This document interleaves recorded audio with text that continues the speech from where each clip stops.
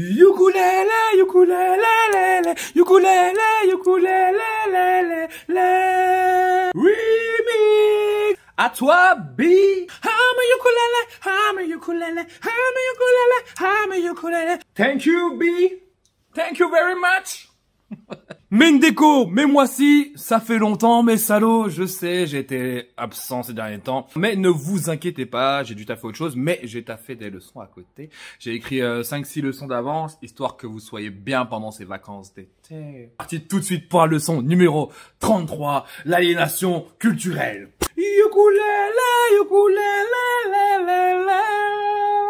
ça fait tellement longtemps que je vais le mettre à toutes les sauces, ce ukulélé. La colonisation n'a pas que maltraité nos corps, elle a aussi gangréné nos esprits. À base de propagande, d'idéologie, de clichés qui ont été créés il y a des siècles et qui persistent encore. Qui ont façonné nos façons de penser, d'aimer, de comprendre et de voir. Bref, d'avoir un réel sens critique. Mais surtout, la colonisation nous a vidé d'une partie de notre substance réelle. On appelle ça l'aliénation culturelle. Oh oh, le mot est lâché.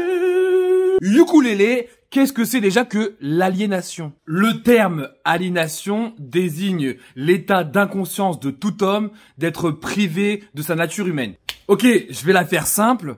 Le toi que tu es maintenant est malade. Il ne prend pas conscience de l'état actuel dans lequel il est. Donc, on va prendre des décisions pour lui. On va le mettre sous tutelle. En gros, tu es un incapable. Souvent, on vous parle d'aliénation mentale. Ça, c'est de l'ordre médical. C'est tout ce qui traite des maladies comme la démence, le déséquilibre psychologique. Dans son livre Discours afrocentrique sur l'aliénation culturelle, le professeur et chercheur en histoire Jean-Philippe Kalala Omotunde écrivait « Le terme aliénation, si on lui adjoint le qualificatif de culturel, le terme décrit alors un traumatisme psychologique, une situation particulière où un homme, voire un peuple tout entier, asservi, infériorisé, complexé, il est chaud Jean-Philippe, ignorant, désorienté, frustré, résigné et faible mentalement, est devenu la propriété intellectuelle, morale, spirituelle, économique, culturelle et voire même physique d'un autre homme ou d'un autre peuple dominateur.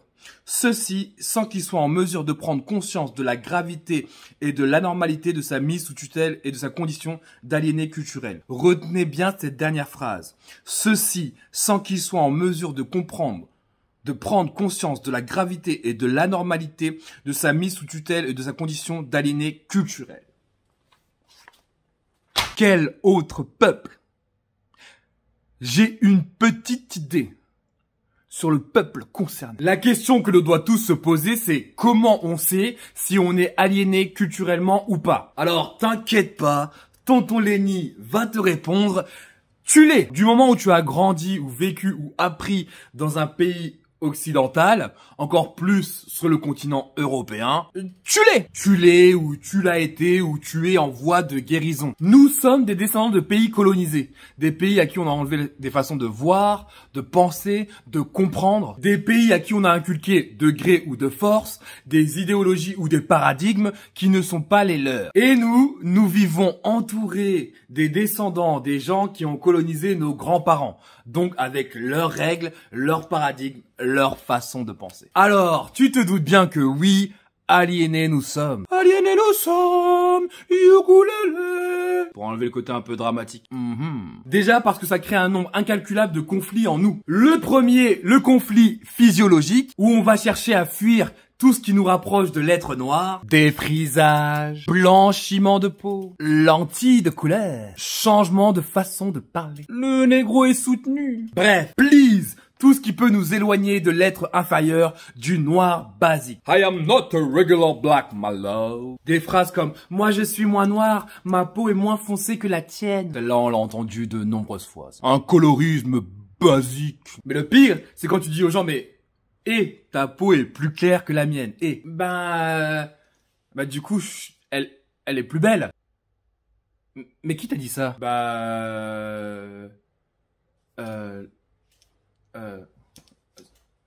La société blanche occidentale. On est d'accord.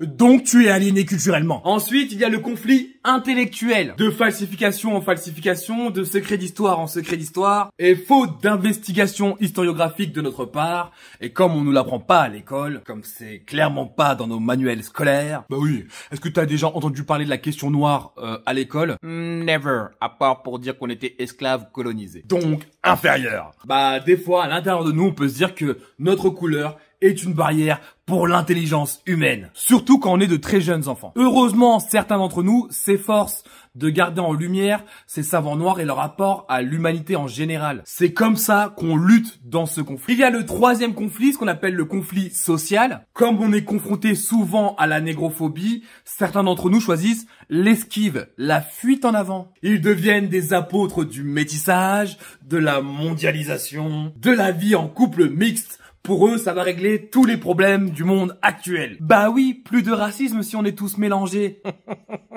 Alors toi, tu as intégré l'hostilité de la conscience agressive occidentale, mais tu refuses de lutter. Tu refuses de combattre contre elle. Non, le mieux c'est de se dire, bah, ils me mettent la misère, mais vaut mieux l'intégrer directement à l'intérieur de moi. Ah, on est bien, on est bien, on est bien. Fuite en avant. Quatrième conflit, le conflit idéologique. C'est simple, dans nos têtes, nos cultures africaines sont dépassées. Le futur, la modernité, eh bien, c'est la culture occidentale, la culture européenne. Notre histoire, notre passé ne nous intéresse plus. J'ai l'impression que c'est ce qui se passe actuellement, j'en ai bien peur. Alors toi, tu es concentré quand on te parle de Moyen-Âge européen, t'es là, ouh là là, faut que je note. Par contre, quand on te parle de Moyen-Âge africain, là tu souris, tu rigoles, tu te désintéresses. Bref, c'est impossible qu'il y ait eu des rois, des empires, des royaumes en Afrique, vu que on a réfléchi à partir de la colonisation. On a commencé à penser depuis la colonisation. Cinquième conflit, le conflit de valorisation. Tu l'entends ça? On cherche tellement la validation, l'acceptation des autres, que l'on commence à faire n'importe quoi pour se faire accepter. Pour rentrer dans le moule blanc, parce que dans le moule noir, non, je vais garder juste les vêtements et la nourriture et la façon de me tenir. C'est hype. Donc je disais, on va tout faire pour se faire remarquer. Achat de grosses voitures alors que l'on vit dans des HLM miteux. Le fait de mettre en avant des grosses marques comme Gucci, Balmain, Dior, Louis Vuitton, etc. Alors que si tu regardes dans le passé, certaines de ces marques ne voulaient rien avoir avec le monde noir. D'ailleurs, certaines de ces marques ont clairement mis certains de tes ancêtres dans des zoos humains. Ouais, au jardin d'acclimatation du zoo de Vincennes, ouais. Ah ouais, ils enfermaient les tiens, ils disaient tiens, des cacahuètes, négro. Et des conflits à l'intérieur de nous, t'en as plein d'autres. T'as le conflit éducationnel, le conflit historique, le conflit culturel, le conflit religieux, etc., etc. Le truc qu'il faut se dire, c'est que s'il y a conflit à l'intérieur de nous, c'est qu'une partie de nous n'accepte pas. Eh bien, cette partie, c'est le moi africain. Oui, le moi africain qui n'a pas accepté de disparaître totalement et qui te dit non, résiste, résiste. Là où il faut s'inquiéter, c'est quand le moi africain n'est plus là. Je dis moi africain, mais ça peut être le moi asiatique, le moi indien, le moi arabe, le moi amérindien, le moi d'Amérique du Sud, le moi d'Océanie, bref, le moi du pays qui s'est fait coloniser. Donc, l'aliénation culturelle, c'est ça, la désintégration du moi africain, etc. Et là, vous allez me dire, mais à quel moment on peut constater qu'il y a désintégration du moi, que le moi n'est plus là? Simple, quand tu ne penses plus par toi-même, quand tu vas chercher la valorisation ou la tutelle intellectuelle du maître aliéné. Quand tu fais tout pour individualiser ta vie, pour faire comprendre que tu n'as rien à voir avec le groupe visé ou le groupe attaqué, le groupe qui subit le racisme, aliéné. Quand tu fais du colorisme, quand tu fais de la classification de couleurs avec des membres de ta famille, tes amis ou n'importe quelle autre personne, aliéné. Aliéné. Quand tu dénigres l'homme ou la femme de ta propre communauté, quand tu dénigres sa façon de parler, sa façon d'être, sa façon d'agir, sa façon de se tenir, aliéné. Quand tu sors des bêtises comme moi je pourrais pas sortir avec une femme ou un homme noir parce que j'ai l'impression de sortir avec mon frère. Non, je sais, aliéné. Non, là c'est foutu. Là c'est foutu, là c'est... Non. Pour sortir de telles conneries, c'est vraiment foutu. Alors, pas de panique, il est à la portée de tout le monde de se soigner de cette aliénation culturelle. Je vais vous prescrire sur ordonnance, bien sûr, 3 livres qui m'ont aidé dans ma voie de guérison et que je pense il est important que vous lisiez pour être sur la voie de guérison. Le premier, Discours afrocentriste sur l'aliénation culturelle, du professeur Jean-Philippe Kalala Omutunde. Ok, là, Là, si tu te dis professeur Jean-Philippe Kalala, Omotu, aliéné. Le deuxième, personnalité raciale du professeur et psychologue renommé afro-américain Bobby E. Wright. Dedans, il y a tout un passage sur la libération des esprits des enfants noirs. Vraiment, je vous le conseille, super intéressant.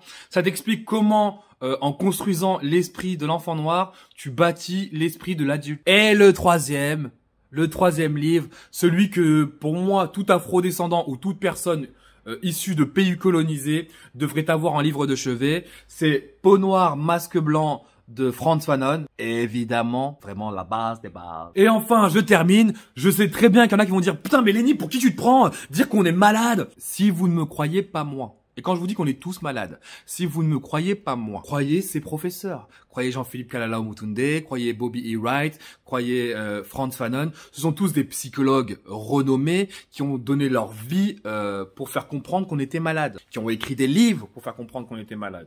Donc, si vous ne me croyez pas moi, croyez-les eux. On est malade. Et cette maladie s'appelle l'aliénation culturelle. Tant que vous ne serez pas défait de ça, ça va être très très dur pour les générations futures. Pas que pour vous, mais pour les générations futures. Bref, c'était la leçon numéro 33, l'aliénation culturelle. Ukulélé, ukulélé, lé, lé, lé. Attends, je le refais parce que ça faisait longtemps que je l'avais pas fait. Ukulélé, ukulélé, lé, lé, lé. Guérissons-nous de cette maladie impure. Aliénation culturelle, tu ne mourras plus.